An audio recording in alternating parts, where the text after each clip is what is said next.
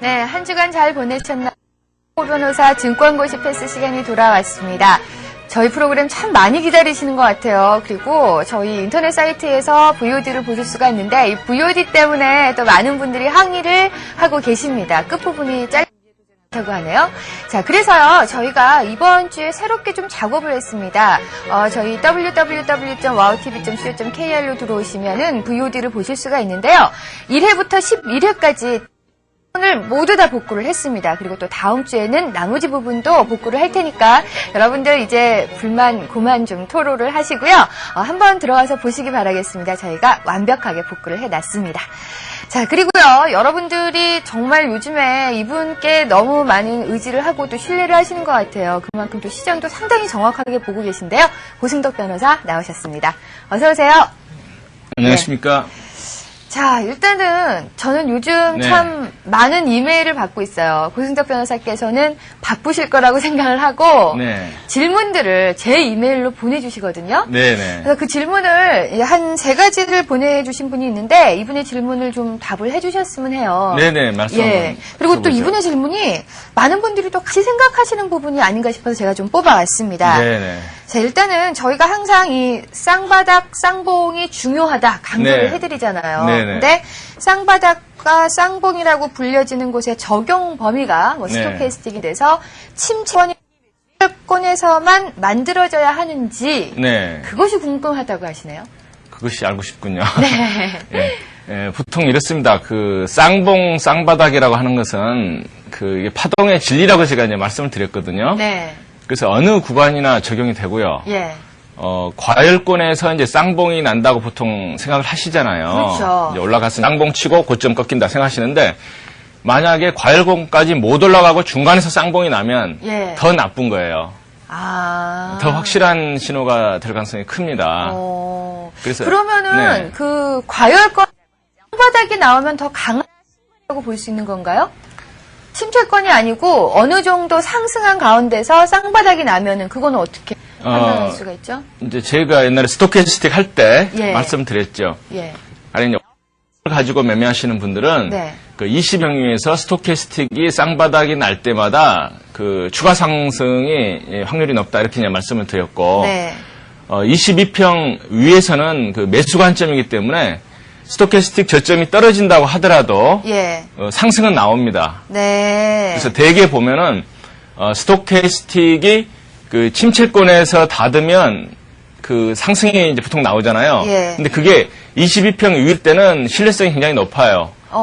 근데 이제 주의하실 점은 뭐냐면은 22평 위를 타고 가던 이 그 봉이 22평에 닫고 반등할 때는 아무래도 안 닫고 반등할 때보다 힘이 약하다는 거죠. 그래서 22평에서도 이제 확률상 반등은 나오지만 그 반등은 약할 반등인 경우가 많고요.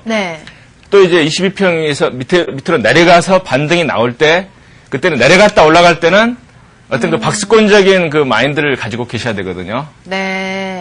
한번 제가 보여드릴까요? 한번 보여주세요. 많은 분들이 이제 잘못 알고 계신 게 뭐냐면 기본 파동을 좀 무시하는 경우가 많아요. 그렇죠. 제가 이제 종합주가 지수가 이제 가장 큰 흐름을 보여주기 때문에 제가 종합주가 지수 일봉 차트 가지고 그 스토캐스틱 말씀하신 부분을 좀 짚어드리고 뭐 궁금하게 생각하는 요즘 장세도 한번 말씀드리면 좋을 것 같아요. 지금 이제 차트가 종합주가 지수 일봉 차트를 제가 보여드리는데 이게 뭐냐면은 533 스토캐스틱입니다.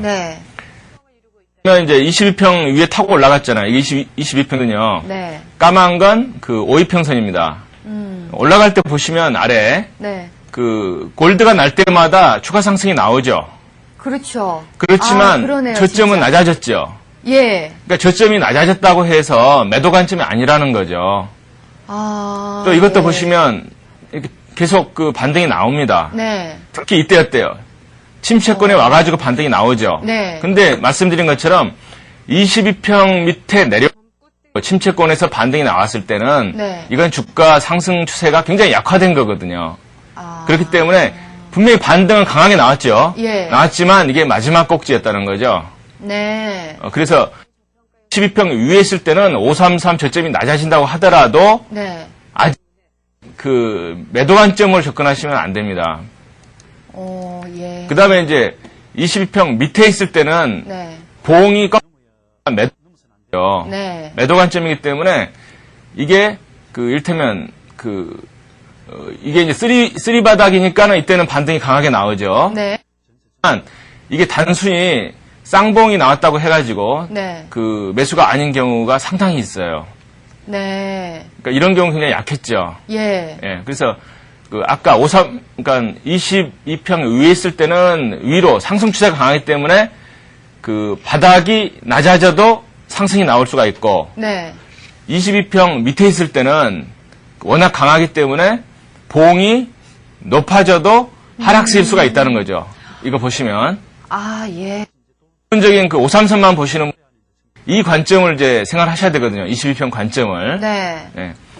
아, 그러니까 네. 스토캐스틱의 쌍바닥이나 쌍봉 이런 네. 것들이 그냥 단순하게 스토캐스틱이 쌍바닥이니까 뭐 이거는 강한 상승이다 이런 게 아니고 네. 기본 파동, 즉 항상 저희가 강조하는 이동평균선의 모습과 연계해서 해석 방법이 조금 달라질 수가 있네요. 그렇죠. 예. 그러니까 이제 파동 원리의 관점은 가장 큰 게 뭐냐면 네. 큰 파동이 출 나타내고 예. 작은 파동이 실시간 변화를 나타낸다는 거죠. 네. 근데 큰 추세는 크게 움직이기 때문에 금방 꺾이지가 않습니다. 네. 그래서 이제 개별 종목 매매하시는 분들이 요즘 실패를 많이 하시는 큰 이유가 예. 종합주가지수의 끔을 무시하고 아주 조그만 걸 가지고 이제 노리시는데 그것도 욕심이 좀 큰 일봉이 아니라 분봉이 아니라 일봉을 가지고 큰 걸 노리시는 거죠. 네. 근데 그게 이제 22평 밑에 있을 때는 속임수가 워낙 많다는 거죠. 아. 그래서 요즘 같으면 개별 종목 차트보다도 지수 차트를 먼저 보고 예. 지수 차트보다도 큰 흐름을 먼저 봐라. 그러니까 큰 흐름이 이를테면 이제 주봉부터 월봉부터 보시는 분들은 사실 큰 것인데 너무 답답하시기 때문에 지금 들어가잖아요. 그렇죠. 그러니까 빨리 움직일 때는 21선 밑에서는 분명히 분봉 매매가 대원칙입니다. 이건 절대 잊지 마십시오. 예. 저는요, 네. 이제 사실 고승덕 변호사와 함께 방송을 진행하면서 이제 참 공부를 많이 합니다. 그래서 저 나름대로 이렇게 종합주가 지수를 분석을 해요. 그래서 네. 오늘 이렇게 오셨을 때 얘기를 나눠보면 네. 저랑 의견이 참 틀릴 때가 많거든요. 근데 네. 항상 정확하게 맞히신단 말이에요. 그래서 이게 왜 그런가 고민을 해봤더니 네. 그러니까 아주 간단하지만은 세심하게 분석을 해야겠네요. 이동평균선에 이동평균선이 어떤 위치에 있고 이런 세심하게 분석을 해야겠네요. 제가 말씀 나온 김에 예. 3권 맛배기를 좀 보여드릴까 해요. 예. 파동 원리는 제가 이제 어떻게 제시를 하냐면은요. 네. 3단계가 있다고 봅니다. 이 예. 3단계 이야기는 오늘 처음 제가 드리는 말씀이에요. 예, 저도 처음 들어요. 처음 듣죠? 예. 그러니까 분석의 3단계가 뭐냐면은 네. 첫 번째는 단일 파동의 분석이거든요. 네. 그러니까 파동 하나만 우리가 볼 때 그때는 이제 저점 그 다음에 카멘트가 나오죠. 예. 그거 이제 많은 분들이 아시는 내용이에요. 제가 네. 이제 칠판에다가 예. 조금 이제 해드리면은, 이 단일 파동의 포인트는 네. 이런 식이죠. 그러니까 이 파동 하나만 지금 그린 겁니다. 네. 이 파동이 저점이 높아지느냐, 점이 높아지느냐, 또 올라가서 안 밀리고 옆으로 간다든가 위로 들면서 올라가느냐. 예. 그러니까 이제 고점 빠지면 이제 상승 추세고요. 네. 그 다음에 강하게 오르고 약하게 빠지면 강하게 갈 수 있다. 네. 이게 이제 1단계 분석입니다. 예. 그러니까 이제 일본에서 나오는 주된 게 1단계 분석이죠. 예. 그 다음에 이제 2단계 분석은 뭐냐면은 예. 장단 파동의 분석이에요. 장파동이요. 예. 그러니까 장단 파동이라고 하는 것은 가령 일봉을 우리가 볼 때 봉 자체 하루하루 움직이는 봉이 음봉 나고 양봉 나고 이것은 굉장히 짧은 파동이죠. 네. 그거보다 조금 긴 파동이 5이평선 파동이죠. 그렇죠. 그 다음에 12평선, 12평, 22평선 이렇게 가죠. 예. 그래서 가령 장단 파동이라고 하는 것은 뭐냐면은 작은 파동이 단기 파동이 이제 5이평선 파동이 이를테면 네. 그러면 그게 22평선 파동과 어떤 상관관계를 가지고 움직이느냐. 그러니까 느리게 움직이는 이 장기 파동하고 예. 빠르게 움직이는 단기 파동이 어떤 모습을 서로 보여주느냐가 분석 포인트다는 거죠. 네. 그래서 이제 분석의 원칙은 뭐냐면은 장기 파동과 단기 파동이 같은 쏠 때는 강하게 그 추세가 나온다는 거거든요. 네. 그게 엇박자가 나게 되면 약하다는 거죠. 네. 듣고 보면 당연한 거잖아요. 그렇죠. 그렇죠. 근데 그게 예. 이제 어떻게 그림으로 그려지냐면은 예. 그게 일종의 제가 전에 이평선 매매법을 결합시킨 예. 그런 형태죠. 가령 이게 이제 20MA는 5MA보다 장기 파동이죠. 그렇죠. 근데 자, 장기 파동이 상승세라고 하는 것은 큰 추세에는 상승세라고 하는 이야기죠. 네. 그때 5이평선이 그 위에서 네. 쌍바닥이 난다. 그러면 작은 파동, 그 단기 파동과 장기 파동이 하는 거죠. 예. 그러니까 이때가 절호의 이제 매수 찬스가 되는 거죠. 아. 반대로 자, 장기 파동이 내려가는 추세일 때 네. 그때는 쌍봉이 날 때마다 예. 그 단기 쌍봉이 날 때마다 매도 관점이죠. 네. 그러면 이 박자, 상승 박자 서로 맞죠? 네. 하락 박자가 서로 맞죠? 예. 근데 엇박자가 나면 이건 약하다는 거죠. 무슨 말씀이냐면은 매매는 상승입니다. 근데 오가 쌍봉이 났어요. 예. 큰 추세는 상승, 작은 추세는 하락. 예. 우리가 실시간 변화는 작은 파동으로 보라고 말씀을 드렸잖아요. 단기 파동으로. 네. 그러니까 분명히 눌림목이 생기죠. 네. 그렇지만 이것은 여기서 반등할 수도 있고 내려갈 수도 있습니다. 그렇죠. 두 개 가능성이 가능하거든요. 예. 그래서 이제 말씀드리고자 하는 포인트는 여기서는 방향이 일치됐기 때문에 굉장히 강한 상승이 나오고 여기서는 장기 파동, 단기 파동이 같은 하락이기 때문에 굉장히 강한 하락이 나오지만 예. 이때는 장기는 상승이고 하락의 시작이기 때문에 네. 엇박자라는 거죠. 네. 그래서 장단 파동이 엇박자일 때는 그 어떤 추세가 그 금방 다시 변할 수가 있다는 것을 염두에 두셔야 되는 거거든요. 네. 그게 이제 제가 말씀드린 그 2단계 장단 파동의 분석이고요. 네. 그 다음에 3단계가 이제 파동원래 역시 진수라고 할 수가 있는데, 네. 우리 피디님 성함도 진수죠. 3단계 네. 파동의 그 진수가 뭐냐면은요. 죄송합니다. 그 대소 파동을 연계하는 거예요. 그러니까 조금 전까지 그 단일 파동 이제 고점 저점 보고 이제 그 강약을 보죠. 예. 그 장단 파동을 보죠. 세 번째는 뭐냐면 큰 파동, 작은 파동, 대소 파동을 놓고 보는 거죠. 네. 그게 이제 무슨 말씀이냐면은 그 일봉 차트랑 이를테면 30분봉 차트를 같이 보시라는 말씀이에요. 예. 그러면 역시 자가 같은 방향으로 쏠 때가 있고 서로 어긋날 때가 있다는 거죠. 그렇죠. 예. 그래서 이제 그걸 연결을 하시게 되면 굉장히 그 좋은 분석이 가능하거든요. 네. 제가 이제 그 장단 파동 분석의 핵심 포인트를 네. 한번 제가 그려드릴게요. 자, 일봉에서 예. 일봉 차트입니다. 일봉 차트하고 3가 있어요. 예.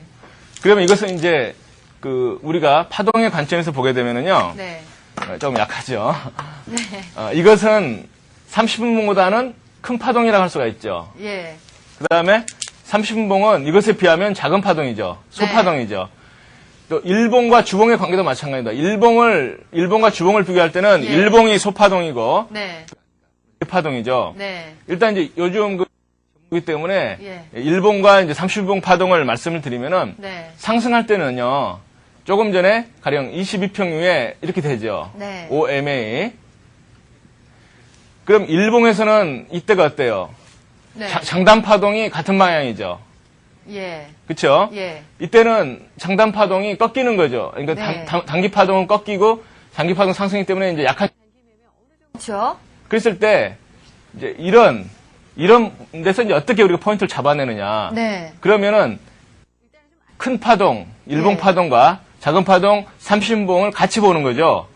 그래서 30분봉은 분명히 내려가고 있을 거 아닙니까? 네. 그러다 어느 순간에 여기서 쌍바닥 내지는 트리 오죠. 네. 근데 그렇게 되면 이 모습, 그러니까 대파동과 소파동이 여기서 보면은 같이 돈다는 거. 이해가 되세요? 예, 예. 그래서 이 포인트가 이제 우리가 누릴 때 이 포인트가 30분봉에서는 쌍바닥 내린 쓰리바닥으로 그 신호를 주는 거거든요. 까지는 30분봉은 내려가고 있었습니다. 네. 그러니까 이제 파동이 같이 꺾이는 상황인데 예. 돌 때는 역시 대파동, 소파동이 이게 20MA죠. 네. 5MA죠. 예. 아까 이제 장단 파동은 이제 이것만 보는 건데 그 분석은 큰 파동과 작은 파동이 같은 방향으로 쏘는 시점을 같이 잡아가지고 네. 그 추세 도는 걸 잡아낼 수 있다는 거거든요. 그러니까 이제 이 기법 가령 30분봉하고 5분봉에서도 또 이제 우리가 적용을 할 수가 있고 5분봉과 1분봉에서도 적용을 할 수가 있습니다. 그래서 모든 대파동과 소파동은 연기해서 분석하시면 같은 방향으로 쏠 때는 강하고 엇박자가 날 때는 약하다. 이것도 이제 듣고 보면 당연한 건데 이거 분석할 때 정말 좋습니다. 와, 진짜 입체적으로 주식을 분석해야 될 것 같아요. 평면적으로 하나만 보고 분석을 하다가는 그렇죠. 안 보이는 뭔가 손실이 라는 생각이 드는데, 자, 아니 그러면은 이 장단 파동에 대한 내용은 그 3권에 나와 있는 건가요? 아니면 2권까지 보면 알 수 있는 건가요? 2권에서는, 그러니까 1권, 2권에서는 제가 이제 원칙은 제시해드렸죠. 그게 무슨 말씀이냐면은 모든 파동에 다 적용이 된다. 그러니까 주봉, 일봉, 분봉에 다 적용된다고 분명히 말씀을 드렸거든요. 그리고 파동, 대소파동 하는 것도 이제 이렇게 들어 있습니다. 근데 그게 이제 제가 Q&A 아직까지 장단파동, 대소파동 적용하는 게 좀 굉장히 익숙하지가 않으세요. 그렇죠, 아무래도. 그래서 제가 3권, 특히 이제 선물 옵션이 좀 연결이 되면 이건 지수 정확히 분석을 해야 되잖아요. 그렇죠. 그래서 괜히 어설프게 선물 옵션 하시는 분들 너무 안타깝기 때문에 좀 제가 파동원리 분석법을 좀 딱 하고 들어가는 거죠. 진짜 그렇게 말씀하시니까 저희 시청 3권 언제 나오냐고 질문 많으신데 저도 참 기대가 됩니다. 자, 그리고 두 번째 질문이 쌍바닥은 항상 바닥의 저점이 높아야만 쌍바닥이라고 할 수 있는 물어보셨는데 아무래도 그렇겠죠. 쌍바닥이라고 하면 바닥이 피가 같던가 아니면 높아져야지 쌍바닥이지 두 번째 게 낮아지면은 쌍바닥이라고 할 수 없겠죠. 그렇습니다. 사실 우리가 파동 관점에서 모든 걸 이제 해석하게 되면 저는 이제 파동을 굉장히 좋아하는 사람이잖아요. 저점이 낮은 데서도 강한 상승이 나올 수가 있습니다. 나올 수가 있어요. 근데 이제 명심하실 것은 뭐냐면은 쌍바닥이 아니면 약하다는 거죠. 그걸 이제 파동을 한번 또 이제 그려드리면은 이해하시기가 쉬울 거예요. 파동을 그려드리면은. 파동이, 이렇게 저점을 높이면서 가게 되면 참 안정적이죠. 그러면 추세선도 나중에 보면 우리가 추세선 매매법을 제가 좋아하는 건 아니지만 추세도 형성이 되죠. 근데 분명히 봉파동이라든가 어떤 오이평선 파동이 낮은 데서도 분명히 반등은 나옵니다. 근데 이제 이때 명심하실 것은 뭐냐면은 이 반등이 이 고점을 벗길 수도 있어요. 분명히 벗길 수도 있습니다. 근데 이제 파동을 잘 보시면 이건 확대형이라는 거죠. 확대형. 이렇게 되면. 그렇잖아요? 고점도 높아지고 저점도 낮아지고. 그러니까 확대형이라고 하는 이야기는 뭐냐면은 파동은 벌어지면 힘이 약하다. 그러니까 파동 수렴하면 우리가 마인드가 거꾸로 가셔야 되죠. 파동은 수렴하면 인위적으로 눌리기 때문에 분명히 변곡점에서 엄청나게 튄다는 걸 제가 맨날 말씀을 드리죠. 근데 이제 외바닥에서 올라갔을 때 강하게 올라갈 수도 있지만 그것은 이제 무슨 포인트냐면은 파동이 벌어진다고 하는 포인트가 되죠. 그렇기 때문에 굉장히 변동성이 크게 나오고 잘 보고 계셔야지 그렇지 않으면 꺾일 가능성이 크다는 거죠. 자, 이렇게 질문 내용들을 하나하나 알아봤는데 지금 이 질문과 또 현재 우리나라 시장의 종합주가 지수의 모습과 좀 비슷하지 않나 그런 생각이 들어요. 지금 일봉상 보면 이제 종합주가는 5일 이동평균선 위에 있고 11선 아래 갇혀 있는 모습이고 30분봉도 상당히 이게 좀 움직임이 있거든요. 이런 거를 한번 좀 오늘 함께 배워. 최근 장세라든가, 제가 종합주가지수 차트 분석에서 좀 강조 안 한 한 두 가지 포인트 정도를 오늘 한번 노하우를 또 공개를 합니다. 우리가 사케다 1000명이라고 하는 것에 현혹될 수가 있어요. 그렇죠. 제가 아주 입에 침을 흘리면서 공격한 게, 어설픈 캔들 차트 분석법은 차라리 모르는 것만 못하다. 캔들 차트 분석법 중에서 제가 이제 특히 강하게 공격한 게 적산병, 흑산병이죠. 고점에서 양호한 음봉 세계는 오히려 상승 매수 시점일 가능성이 크고 바닥에서 양봉 세계는 오히려 중간 눌림목일 가능성이 크다고 말씀을 드렸거든요. 실제로 이제 한번 종합주가 차트를 보시면 적산병을 믿고 샀다가 쪽박 차는 확률이 굉장히 높습니다. 이때 보세요. 자, 첫 번째 양봉이죠. 네. 두 번째 양봉이죠. 예. 세 번째 아침에 양봉이 나왔겠죠. 네. 여기서 갭 상승을 엄청 했지 않습니까? 그렇죠. 얼마나 흥분을 하셨겠어요, 다들. 그럼요. 밑으로 쪼르륵 빠집니다. 그러니까 무슨 말씀이냐면은 예. 급락한 후에 3일 예. 상승하면 눌림목이 일 가능성이 크다는 겁니다. 아, 약간 가던 추세대로 간다라는 예. 얘기군요. 특히 강하게 튈 때는 이건 조심을 하셔야 되고 네. 적산병 특히 더하기 또 한 가지 포인트. 11선을 돌파하게 되면 네. 눌림목일 가능성이 커요. 아. 여기서 이제 11선 한 번도 안 닿았죠. 이때까지는. 예, 이게 이제 그렇죠. 핑크 11선입니다. 네. 그러니까 적산병 더하기 11선 돌파는 눌림목일 가능성이 크다는 거죠. 네. 최근의 장세 보면 역시 마찬가지입니다. 이제 이날 굉장히 사람들이 실망을 많이 하셨죠. 아유, 그럼요. 자, 정말 뭔가 이루어지는지 알았어요. 그렇죠. 근데 그 포인트, 제가 말씀드린 포인트가 그대로 정석대로 진행이 되죠. 네. 이날보다 이날 분명히 올랐습니다. 네. 이날 3일째죠. 예. 어떻게 보면 3일째 상승, 적산병에 해당이 되는데 네. 자세히 보세요. 확대를 해서 보여드리면 예, 좀 확대를 해서 보여주세요. 예, 정말 이건 놀랄 노짜죠. 예. 이게 꼭지가 어디냐면 11선에 정확히 닿고 내려온 겁니다. 아, 예. 놀랄 노짜 아닙니까? 네. 계속 지금 11선 닿고 내려가고 있어요. 예. 이때도 보시면 약간 유사하죠. 아, 양봉이 저 때도, 나오고 예. 이제 별로 안 눌렸기 때문에 한 번 상승은 이제 저는 그때 예상을 했었죠. 왜냐하면 이제 30분봉에서 쌍바닥이 나왔기 때문에 말씀을 드린 거거든요. 네. 근데 그 다음 날 갭 상승을 했는데 네. 정확하게 어디를 닿았습니까? 11선이요. 놀랄 노짜 아닙니까? 예. 그러니까 이 11선이라고 하는 걸 모르시는 분들은 21선 닿고 내려왔다고 생각하실지 몰라도 실제 기법상으로는 11선이 더 11선이 큰 거죠. 네. 그러니까 보면 눈으로는 21선까지 안 간 게 분명히 보이죠. 예. 11선에 정확히 닿았죠. 네. 그러니까 이게 놀랄노짜라는 말이 여기서 나오는 거죠. 예. 아, 놀랄놀자라는 말이 11선 닫고 밀릴 때 나오는 예. 말이군요. 예. 예. 그리고 이제 이 모습은 네. 그렇게 비관하실 필요는 없어요. 아직은. 무슨 네. 말씀이냐면은 자, 강하게 올라간 다음에 네. 이건 굉장히 약하게 지금 조정을 하고 있죠. 그렇죠. 그러면 이제 관점은 어떻게 해석하셔야 되냐면은 역시 그 고수는 11선이다. 네. 이 그 일봉이 11선 지지가 나와야지 가죠, 당연히. 그렇겠죠. 예, 그러니까 아직은 5랑 10에서 힘겨루기를 하고 있는 겁니다. 네. 근데 아직은 그 급락의 포인트로 생각하실 필요는 없어요. 예. 예, 강한 상승 다음에 약한 지금 조정이 나오고 네.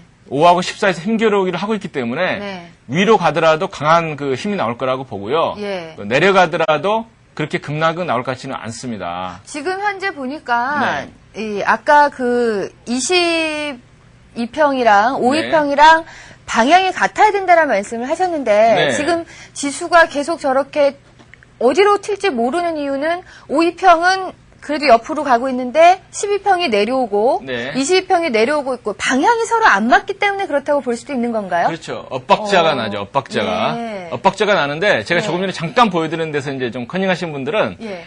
스토캐스틱 533에서는 지금 저점이 상승 중에 있기 때문에 맞아요. 예. 그러니까 그렇기 때문에 제가 추가 급락은 별로 없을 거라 이렇게 이제 예견을 해드렸죠. 예. 조심하셔야 될 것은 네. 우리가 이제 21선 밑에서는 30분봉이 굉장히 중요한 포인트잖아요. 예. 30분봉을 한번 보시면 최근의 그 장세를 또 맞아요. 한번 보실 수가 있습니다. 지난 시간에 이 30분 공부를 하니까 예. 진짜 이해가 빠르더라고요. 한번- 실전에 적용하기가 너무 쉽더라고요. 그렇죠. 예. 그 30분봉 종합지구 차트를 예. 한번 보여드리면 네. 참 재밌는 게 있어요. 네. 이 시점에서 보세요. 제가 이때는 말씀을 드렸고 예. 이때 보면 어때요? 기본 파동이 쌍바닥이 났죠. 네. 그리고 스토캐스틱이 어때요? 166 기본 파동이 저점이 높아지면서 높아지고 골드 크로스가 그렇죠. 났네요. 예. 이게 이제 오후에 눈에 잘 안 보였을 겁니다. 그 다음에 네. 아침에 이제 들어주기 때문에 쌍바닥이 더 확실하게 보였을 텐데 네. 166이 잘 안 보일 때는 533을 가지고 보실 수가 있어요. 네. 533에서 어때요? 크게 보면 쌍바닥이 쌍바닥이요. 나왔죠. 예. 그렇게 되면 이건 쌍바닥으로 대우를 해줘야 됩니다. 네. 그래서 기본 파동이 쌍바닥이고 어. 스토캐스틱 쌍바닥 같은 방향으로 쏠 때는 네. 그 다음날 갭이 나오더라 하는 거죠. 예. 그래서 이날은 실제로 저는 위로 현대차 같은 걸 사고 네. 또 그 선물을 매수를 했습니다. 네. 그러니까 아침에 분명히 팔고 나왔죠. 예. 그 다음에 이제 이때 보시면 어때요? 지금은 옆으로 가고 있죠. 네. 약간의 그 좁은 진폭으로 흔들리고 있기 때문에 마음고생들은 심하실 텐데. 아주 지루해요, 저런 장은. 그렇죠. 왜 이렇게 수익이 안 나냐. 근데 기다리시라는 거죠. 왜냐하면 행보가 있으면 방향이기 때문에 이때 만약에 포지션을 안 가지고 계신 분들은 행복하게 지켜보시면 되고 가지고 계신 분들은 이 이탈하는 걸 확인하셔도 늦지가 않습니다. 근데 한 가지 이제 찜찜한 것은 뭐냐면은 이때는 약간 이제 눌림목이 생겼잖아요. 그때는 역시 스토캐스틱 고점이 낮아지고 또 저점이 낮아진 상태에서 고점이 나오더라. 그렇기 때문에 그 시세가 힘을 아직은 못 받고 있더라 하는 거죠. 그러니까 지금은 그 관망하는 시점이죠. 네. 일단은 보니까 이동평균선도 좀 한 곳으로 모아있는 듯 하고, 그 30분봉의 봉 모양도 그 안에서 놀고 있기 때문에. 그렇습니다. 하나의 방향이 정해지면 좀 강하게 방향이 정해질 수 있는데, 일봉을 봤을 때 스토캐스틱이 위로 올라가기 때문에, 크게 하락은 안 나올 가능성이 있다. 그렇죠. 근데 이제 고 변호사께서 말씀하신 중간중간에 아주 자신있게, 저는 이때 매수를 하고 이때 매도를 했습니다라고 말씀을 하시잖아요. 근데 그 이유 중에 하나가 뭐 어떤 정보에 의해서 매매를 하시는 게 아니라 그렇습니다. 본인이 분석한 파동 원리에 의해서 매매를 하시니까 아무래도 조금은 자랑스러우실 것 같아요. 아유, 저는 언제나 그렇게 제 스스로 분석할 수 있는 날이 올지 참. 그리고 많은 분들이 지금도 어떤 종목 사냐고 또 물어보고 계세요. 제가 이제 맨날 정말 되풀이 말씀을 드립니다. 이번에 이제 분명히 한번 제가 이제 매수법을 이제 시작을 하기 때문에 그 매수법에 아주 쉬운 거, 특히 뭐 당장 써먹을 수 있는 게 바로 그거죠. 그 시장의 주도주를 잡아야 되고 시장의 주도주 잡는 법은 그 반등 첫날 강한 종목을 눈여겨보라 이렇게 말씀을 드렸죠. 그렇죠. 실제로 최근에 이제 장이 그 어떤 뭐 30봉 쌍바닥에서 반등을 했건 간에 이제 반등이 나오는데 그 주도주가 어떤 건가 선도주가 어떤 건가를 보면은 실제로 분명히 사인을 줍니다.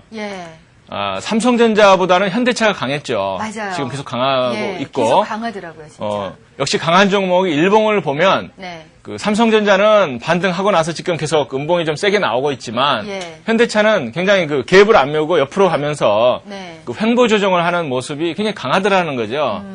그리고 이제 그 보험주들도 반등 첫날 굉장히 강했습니다. 저는 아직도 이제 보험주가 강한 이유를 잘 모르겠어요. 그 뭐 LG 화재라든가 강한 이유를 모르겠는데. 맞아요. 상당히 강했어요. 그러니까 제가 그렇잖아요. 그 묻지 마시라. 알려고 하지 말라. 모르는 게 약이다. 역시 그 화재주들이 선도하는 그 선도 종목들은 역시 반등하고 나서 지금 갭을 안 메꾸면서 옆으로 가고 있다는 거죠. 그렇게 되면 그 시장이 내려갈지 올라갈지 지금 우리가 보고 있지만 다시 올라간다고 했을 때 과연 어떤 종목이 주도할 것인가는 너무 뻔하다는 거죠. 여러분들 항상 제가 이제 책에서도 세력 관점이라고 하는 걸 굉장히 강조를 했습니다. 왜냐하면 우리 시장의 현실은 인정을 해야 되잖아요. 그렇죠. 세력 관점은 뭐냐면은 세력은 사가지고는 보고 안 판다는 거죠, 이 친구들은. 누군가는 저는 모르겠어요, 그 세력들이. 그렇지만 세력들은 절대 손해보고 안 판다는 겁니다. 그게 이제 무슨 말씀이냐면은 세력은 크게 상승시켜가지고 옆으로 갔을 때는 이 세력들이 아직 그 매물 정리를 못 한다는 거죠. 자기들이 한번 띄워가지고 옆으로 간 다음에 팔게 되면 다시 내려오면 세력은 손해죠. 그렇죠. 그 세력은 정말 증시에서 살아남을 수가 없죠. 그러니까 되게 세력 마인드는 뭐냐. 자기가 일단 띄워가지고 옆으로 갔을 때는 띄운 폭 이상으로 다시 올려가지고 팔아야지만이 수익이 난다는 거죠.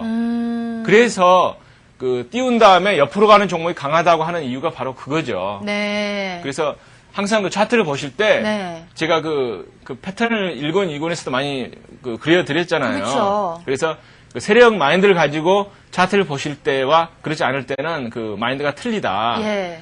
세력 마인드를 가지고 보실 때는 그 상승하고 나서 옆으로 가는 게 굉장히 강한 모습이에요. 근데 세력 마인드를 모르시는 분들은 올랐다가 좀 빠지기를 기다리시는 거예요. 안 빠지는 종목이 강하다는 걸 우리가 항상 알고 계셔야 됩니다. 자, 지금 또 이렇게 시장 얘기하고 여러 가지 얘기를 하다 보니까 시간이 또 많이 지났어요. 근데 고 변호사께서 갖고 계신 그 주식의 법은 양파 같아요. 질문을 하면 할수록 이 새로운 게 껍질 벗겨지듯이 새로운 게 계속 나오니까 너무 재밌는 거예요. 그렇지만 이 교재를 갖고 또 기다리고 계신 분들이 있으니까 정말 이 교재 공부를 또 해봐야 될 것 같습니다. 그 양파 껍질을 언제 다 벗겨낼지. 전에 정말 많은 분들이 들고 많이 기다리실 거예요. 네. 제목부터가 매수법이에요. 네. 네. 매수법이 참 수익 보여주는 비법이죠. 그럼요. 예. 매수의 기본 원칙 그래가지고 제가 아마 1, 2권에서 그 한 말씀을 네. 다시 좀 이렇게 핵심 정리를 해드리는 겁니다. 예. 그러니까 첫 번째, 감정을 배제하고 차트가 하락세를 보여주면 쉬어라 하는 게 포인트입니다. 네.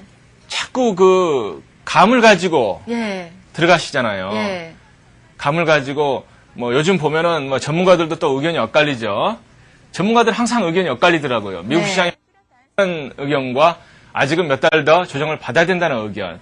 우리 시장도 700이 바닥이라고 하는 의견이 있는가 하면 네. 또 600 한 50까지 조정 받아야 된다는 의견도 있죠. 맞아요. 그래서 이제 그런 어떤 감으로 가지고 판단하는 그 의견에는 절대 따르지 마시고 예. 차트 보시고 매매를 하시라 하는 게 포인트고요. 예. 두 번째는 시장이 상승세냐 하락세냐가 가장 큰 기본 관점입니다. 네. 시장이 하락세에 있을 때는 차트가 애매할 때 하락 관점으로 해석을 하라 하는 게 포인트입니다. 예. 많은 분들이 이를테면 올라가고 나서 옆으로 가는 종목이 추가 상승이냐 이런 포인트가 있잖아요. 네. 근데 시장 같은 올라가고 나서 옆으로 가거나 약하게 빠질 때는 위로 갈 가능성이 크다는 걸 가지고 이제 우리가 보게 되죠. 네. 근데 시장은 지금 하락입니다. 예. 확인이 됐어요.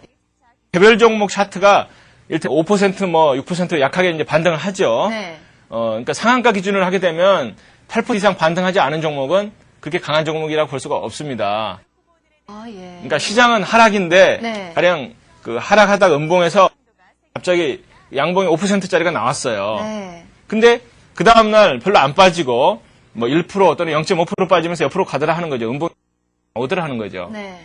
그랬을 때 많은 분들은 시장은 하락하는데 이 종목은 가나보다 생각을 하죠. 예. 그렇지만 바닥에서 올라갔고 나서 옆으로 갔을 때 음봉이 나오면서 이렇게 약간 밀릴 때 항상 애매할 때는 시장을 따라갈 가능성이 크다는 걸 생각하시고 자꾸 그냥 이 종목은 이래서 좋으니까 위로 갈 거야 이렇게 생각하지 마시고 네. 애매할 때는 시장을 가지고 해석하라 하는 게 이제 두 번째 포인트입니다. 예. 세 번째 포인트는요.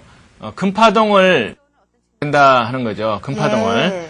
예. 제가 항상 말씀드리는 게 우리가 종합주가지수를 가지고 이제 시장 흐름을 보고 큰 파도를 보라 말씀을 드리는데 네. 종합주가지수도 주봉이라든가 월봉 같은 거 큰 예. 흐름을 가끔씩 보셔야 됩니다. 아, 그러니까 제가 지금 사실 방송 들어오기 전에 질문할 걸 생각해 놓은 게 있는데 예. 잠시 얘기에 빠져서 잊어버렸었거든요. 어떤 건데요? 7월 달이 끝났어요. 네. 근데 7월 달 월봉이 나왔는데 네. 고 변호사께서 7월 달 끝나기 전에 중순쯤에 아마 7월 달에는 도지형이 네.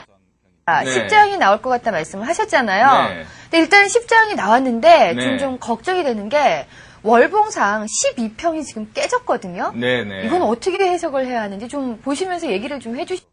종합주가지수 차트 월봉 가지고 실망하신 분들 정말 많아요. 네. 드디어 4개 음봉이 나왔고 4개 음봉이 나왔을 때 대세가 하락으로 갔다고 하는 어떤 역사적 징크스를 말씀을 많이 하시는 것 같아요. 예. 종합주가 월봉 차트를 한번 같이 한번 그럼 보시면 네. 좀 재미가 있을 것 같습니다. 이제 이게 월봉 차트인데요. 예. 양봉이 하나, 둘, 셋, 넷, 다섯, 6개 나오고 네. 올라가는 척 하다가 7개째에서 밀려서 이제 음봉이 시작이 됐죠. 네. 까만 것은 이제 5이평선입니다. 네. 핑크는 이제 12평선, 빨간 것은 22평선. 항상 제 차트는 똑같죠. 네. 단축 클릭만 하면 되죠. 네. 이게 이제 12평선에서 그때 말씀드린 것처럼 급등주기 때문에 반등이 나올 것이라 했는데 역시 반등이 나왔었죠. 예. 근데 5이평선을 끈으로 닫고 네. 내려왔습니다. 그래서 지난달, 그러니까 7월은 이제 12평선 밑에 음봉이 됐죠. 네. 그럼 여기서 이제 많은 분들이 불안하게 생각하세요. 이건 예. 대세 상승 끝났느냐? 과연 이제 1000은 언제 몇 년 안에 올 수 있느냐? 그럼요. 이렇게 이제 애타게 걱정을 하시는데 네. 아직은 끝났다고 우리가 볼 수가 없죠.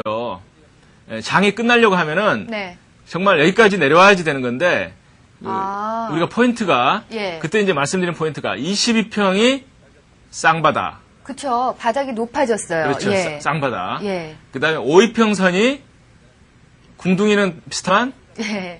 일종의 쌍바닥. 예. 이 IMF 때 급등했던 때랑 비교해보면 분명히 이제 약간 쌍바닥성이죠. 네. 그렇게 되면 우리가 이제 어떤 관점을 노려야 되냐면 이 장기 파동은 쌍바닥을 보여줬고 네. 이거 단기 파동도 쌍바닥 치고 올라왔다는 거죠. 예. 그랬을 때 여기서 만약에 5위평선이 22평선 안 닿고 돌게 되면 네. 이건 엄청난 장이 가능하다는 거죠. 아, 지금 5위평과 22평이 아직 안 만났습니다. 예, 좀 이격이 벌어져 있는 상황에서 예. N자형으로 상승을 하면 이건 예. 제 책에서 말하는 엄청난 포인트죠. 반대로 네. IMF 때는 자 주봉에서 월봉 22평은 하락세고 예. 그다음에 5위평선에 이제 그 단기 파동이죠. 네. 사실 월봉 가지고 5위평선 단기 파동이라 그러니까 약간 어폐가 있지만 예. 이제 상대적으로 예. 단기 파동에서 같은 방향으로 내려갔죠. 네. 폭락 내려가고 IMF 폭락 하락 N자형 한 다음에 폭락 이게 이제 네. 장단 파동이 방향을 같은 방향으로 쏘니까는 폭락이 나왔던 거거든요. 네. 여기서는 지금 이 장기 파동인 22평선은 아직은 상향이고 네. 그 단기 파동인 5위평선은 아직 방향이 위인지 아래인지는 모릅니다. 네. 아직은 이제 비관하지 마시고요. 저는 언제 추세가 이제 결정된다고 생각하냐면은 네. 아래를 보시면 이제 해답이 나오죠. 스토캐스틱 533이 지금 침체권에 굉장히 근접해 있습니다. 예. 이 스토캐스틱이 IMF 또는 IMF 직전에는 이 최바닥까지 들어갔었어요. 네. 이게 이제 제가 바닥 설정한 게 20포인트인데요. 네. 20포인트고 보통은 이제 30입니다. 예. 근데 현재 지금 모습은 뭐냐면은 월봉의 533 스토캐스틱은 지금 30을 지금 내려가고 있습니다. 네. 우리가 IMF가 아닌 때, 이게 IMF 때고요. 네. IMF 직전에도 역시 이제 침체권에 깨고 들어갔는데 예. 이때를 빼고는 사실은 533이 항상 역사적으로 보세요. 바닥이 올라갔죠. 그러네요. 92년도부터 올라가가지고 또 한참 침체를 하면서 네. 이성 밑에 내려갔죠. 월봉상으로. 예. 그렇지만 이때 이제 반등이 한 반년 정도 나왔습니다. 네. 항상 우리가 이렇게 생각하시면 돼요. 5위평선이 22평선 위에 타고 올라가다가 네. 22평선을 깨고 밑으로 내려갔을 때는 네. 첫 번째는 침체권에서 반등이 나오더라. 예. 그건 역사적 경험이죠. 네. 이때도 마찬가지죠. 20평선 위를 타고 올라가던 98년도, 99년도 이 월봉이 네. 내려가면서 어때요? 침체권에 들어오니까 분명히 반등이 나왔죠. 예. 다만 이제 반등 후의 모습이 5위평선을 돌려줄 정도의 기간은 아니고 한 두세 달로 꺾였다라고 하는 게 이제 대세 하락이 된 거고 네. 이때는 지금 어때요? 침체권에 분명히 임박했죠. 네. 했기 때문에 이때 위로 도는지 그러니까 위로 돌려고 하면은 양봉이 이제 한 서너 개 정도 나와줘야 되겠죠. 그렇죠. 그 모습을 우리가 확인을 하면 이게 미차 위냐를 알 수가 있다는 겁니다. 그러면 앞으로 한 3개월 정도의 네. 월봉의 모습을 좀 더 지켜봐야지 네네. 이제 대세 상승 기대했던 대승인지 그렇죠. 아니면은 여기서 꺾이는지를 알 수 있겠네요. 그렇습니다. 예. 지금 이제는 어떤 모습을 생각하고 있냐면은 항상 내려가는 것보다는 올라가는 양봉이 많아야지만 상승을 하죠. 그렇죠. 그럼 지금 음봉이 4개가 나왔다는 겁니다. 예. 그럼 이제 상승 추세로 돌 때 양봉 5개가 나란히 나오는 게 우리가 가장 원하는 시나리오인데. 너무 좋죠. 예, 그게 좀 약하다. 보통 어떤 게 이제 정상적인 시나리오냐면은 네. 음봉 4개 다음에는 일단 양봉이 나와야 되겠죠. 양봉이 하나 나오고 예, 하나가 될 수도 있고 2개가 될 수도 될 있습니다. 있고, 예. 그럼 그 다음에 음봉이 몇 개냐를 또 보셔야 되죠. 만약에 월봉에서 2개가 나왔는데 음봉이 3개가 나오면 그러면 안 이 되겠네. 2개는 상세가 돼버리죠. 예. 그러니까 양봉이 2개가 나왔다고 했을 때 음봉이 한 2개 정도 아니면 하나가 이제 우리가 원하는 바죠. 그리고 나서 음봉이 적게 나온 다음에 그 다음에 양봉이 그 음봉 개수보다는 많이 나와야지만이 올라가는 거겠죠. 와, 그렇다면 저희가 원하는 그 시나리오는 일단은 8월, 9월에 양봉 2개, 10월에 음봉 하나, 네, 이제 11월, 12월부터 이제 양봉이 나오는. 한 3개 정도. 예. 그렇게 해서 이제 5위평선을 돌려만 놓으면 네. 그다음부터는 이제 굉장히 엄청난 장이 가능하죠. 정말 그렇게 됐으면 좋겠어요. 그래서 네. 항상 우리가 실시간에 네, 그 차트 모양을 순응하라. 네. 그러니까 네 번째 포인트가 바로 그거네요. 예. 매수법의 네 번째 기본 원칙이 뭐냐면은 실시간에 차트 추세에 순응해라. 네. 그 말씀 뭐냐면은 감을 버리고 어떤 예단을 하지 말라는 거죠. 네. 현재의 장세에서 월봉상으로는 지금 움직이고 있죠. 네. 그렇기 때문에 월봉을 보면서 지금 당장 뭐 지수가 1000이다 또는 500이다 하는 것은 의미가 없다는 거죠. 예. 그래서 주봉, 월봉, 뭐 일봉 다 보면서 그 차트 모양, 아까 제가 그 장단 파동 분석, 대소 파동 분석 3단계까지 말씀을 드렸잖아요. 네. 그러니까 월봉을 보실 때는 그 다음에 이제 주봉의 모습을 또 보셔야 되죠. 그래서 대파동은 지금 하락세인데 주봉에서 가령 쌍바닥이 나왔다 하게 되면 일단 이제 엇박자가 나기 때문에 어떤 추가 급락이라든가 하락보다는 네. 일단 그 중앙화된 거죠.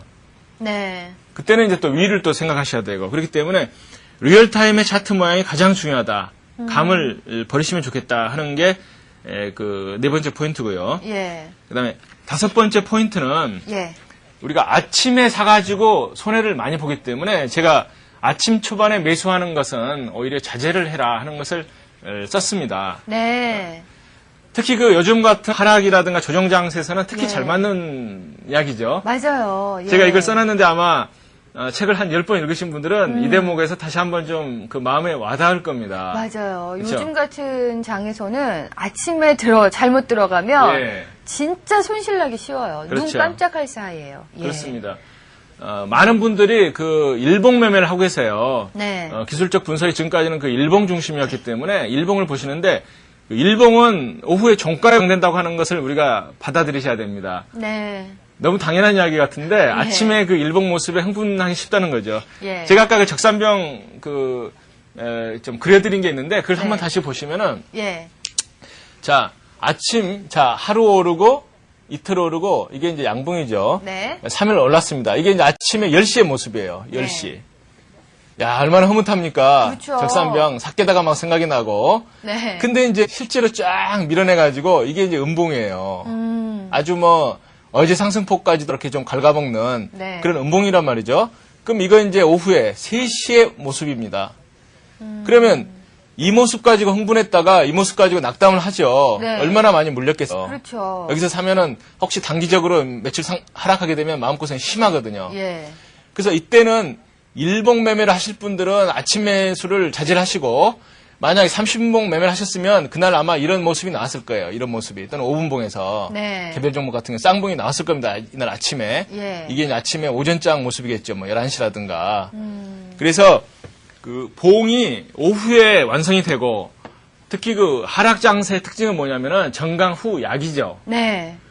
강세장에서는 어제 급등에 따라서 아침에 눌림목을 주고 오후에 다시 이제 호흡을 조절하면서 특히 그 점심 먹고 오면 갑자기 뭐 위로 올라간 예. 꼭 사기당한 기분을 참 많이 느끼셨을 겁니다. 예.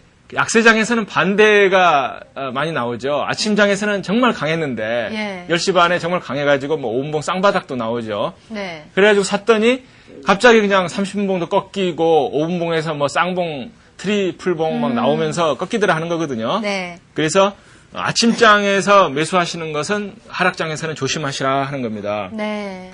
그리고 이제 강세장에서도 특히 그 상한가 따라잡기 할 때 네. 아침에 세력이 속임수로 올렸다가 밀어내는 게 너무 많더라 하는 그런 거거든요. 경우가 많아요. 그렇죠. 예. 그래서 아침에 너무 급하게 절대 사지 마시고요. 네. 오히려 그 일봉을 보고 매매하시는 분들은 조금 손해를 본다고 하시더라도 오후장에 그 모습 확인하시고 예. 사시는 게 손실의 위험을 줄이는 거다 이렇게 이제 말씀을 드린 겁니다. 네.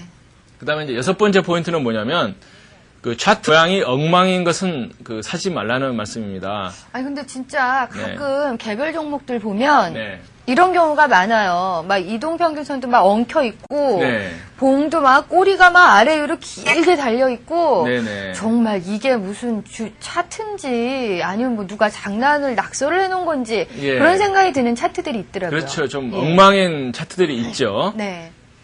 그 차트 모양이 분석이 안 되는데 분석하시려고 하는 것처럼 어려운 게 없어요. 예. 그러니까 저 같으면은 어떤 원칙을 지키냐면은 그 분석이 안 되는 차트는 버려라. 굉장히 중요한 포인트입니다. 네.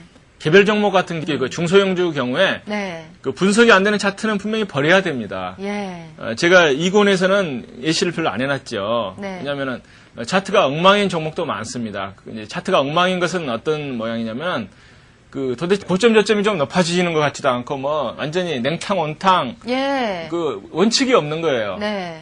원칙 쓸 때는 그 우리가 첫 번째 생각하셔야 될 게 어떤 세력이 또는 그 주가를 관리하는 어떤 그 분들이 안 계신다 하는 걸 우리가 생각하셔야 돼요. 네.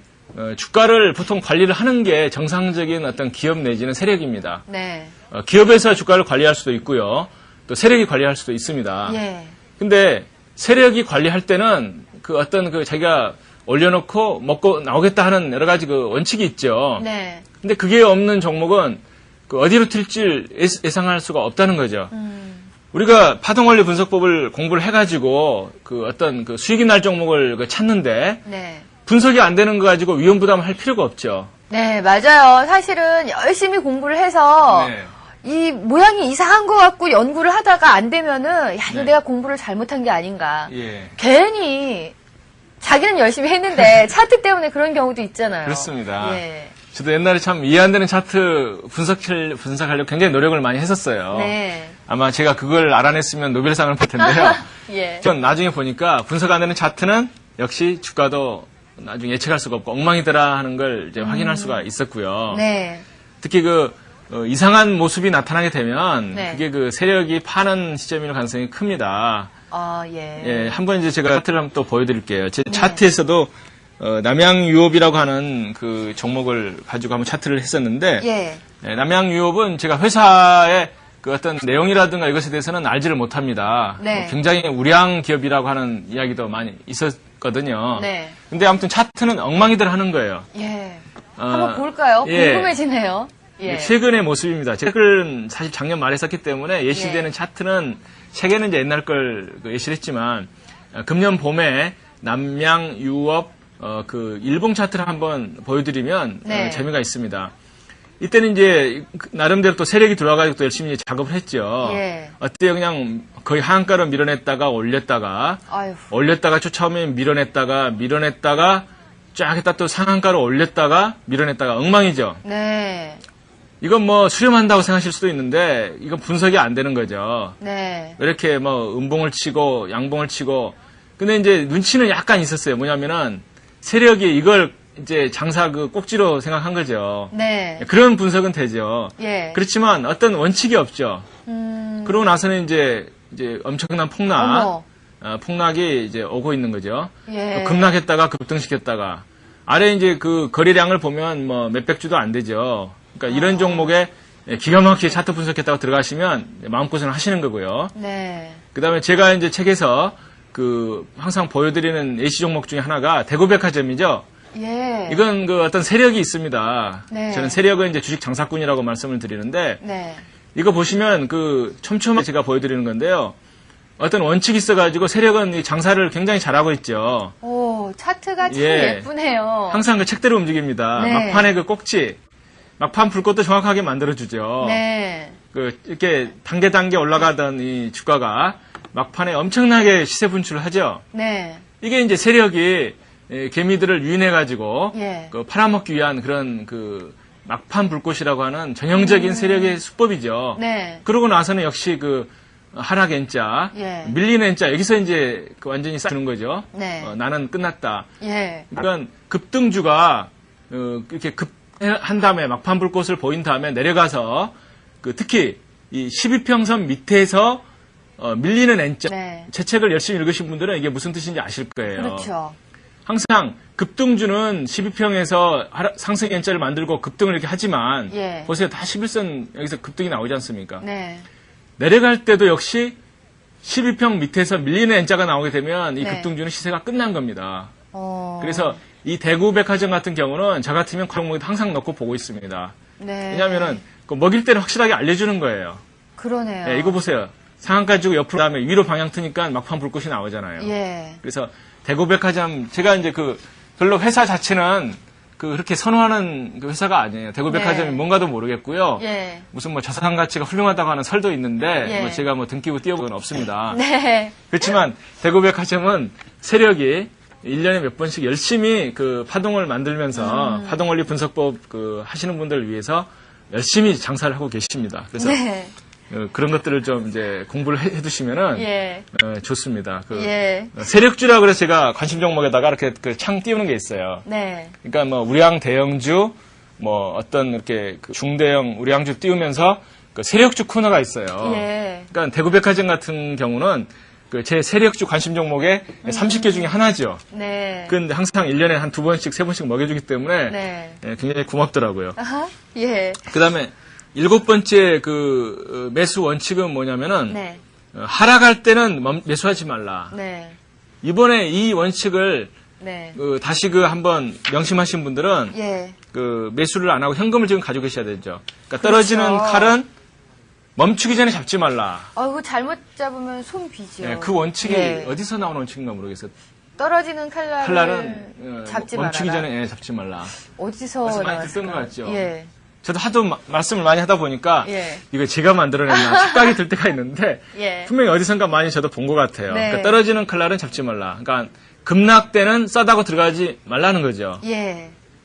강하게 하락할 때는 상승으로 전환되는 것이 확인된 다음에 매수해 듣지가 않다. 그러니까 장대 음봉이 나올 때는 다음에 장대 양봉이 나오고 그 다음에 약한 음봉이 나오고 그 다음에 돌대를 사시라 하는 거거든요. 네. 요즘 나스닥 그래서 제가 굉장히 관심 있게 보고 있습니다. 왜냐하면 예. 장대 음봉으로 떨어지던 게 장대 양봉이 나와가지고 제가 예. 그때 지난 시간에 말씀드렸죠. 예, 예. 그러고 나서 우리가 그 다음 모습을 봐. 네. 그랬더니 바로 그 다음 날인가 양호하게 음봉이 조정을 하고 예. 다우 같으면 고점 십자선 조정을 주고 나스닥 같으면 음봉 한 반 정도 그 상승폭의 한 반 정도를 먹고 예. 그러고 나서는 이제 또 장대 양봉이 한번 팍 터졌죠. 예. 그래서 다우는 상당히 좋아졌더라고요. 상당히 좋아졌죠. 예. 그러니까 박자가 이제 도로또에서 이제 신곡으로 바뀐 예. 그게 지금 예. 나온 거죠. 그래서 그런 식으로 박자 확인이라든가 뭐 30분 쌍바닥이라든가 특히 그 신중하신 분들은 절대 급하게 생각하지 마시라는 거죠. 그래서 네. 그렇게 보시고 그 다음에 세력이 크게 해먹은 종목은 그 관심 종목에서 지우고 아예 네. 지워버리고 몇 달간 쳐다보지도 마. 네. 아까 대구점에서 알 수 있듯이 세력은 한번 해먹고 떠나게 되면 몇 달간 쉽니다. 네. 아마 세력이 쉬지는 않고 다른 종목으로 이동을 하는 것 같아요. 제가 세력한테 물어보진 예. 않았지만은 예. 그렇지만 쉬려고 하는 것을 말씀드리고 예. 그다음 9번째는 재료라든가 정보를 믿지 말고 매수해라. 이렇게 이제 말씀을 저희 드리겠습니다. 이 얘기는 뭐 저희 방송 시작할 때부터 예. 계속해서 했던 말이죠. 제가 재밌는 말 하나 써놨잖아요. 예.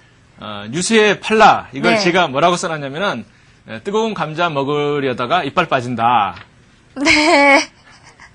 그러니까 어떤 사람이 예. 그래요. 걔한테 아주 뜨거운 고구마과 감자를 던져주면 네. 덥석 받아먹는데 예. 걔 이빨이 다 빠진대요. 어머 불쌍해라. 불쌍하죠. 예. 그러니까 우리가 그 급락할 때 갑자기 그냥 특히 그 뉴스의 고점에서 네. 그러니까 급락이 아니죠.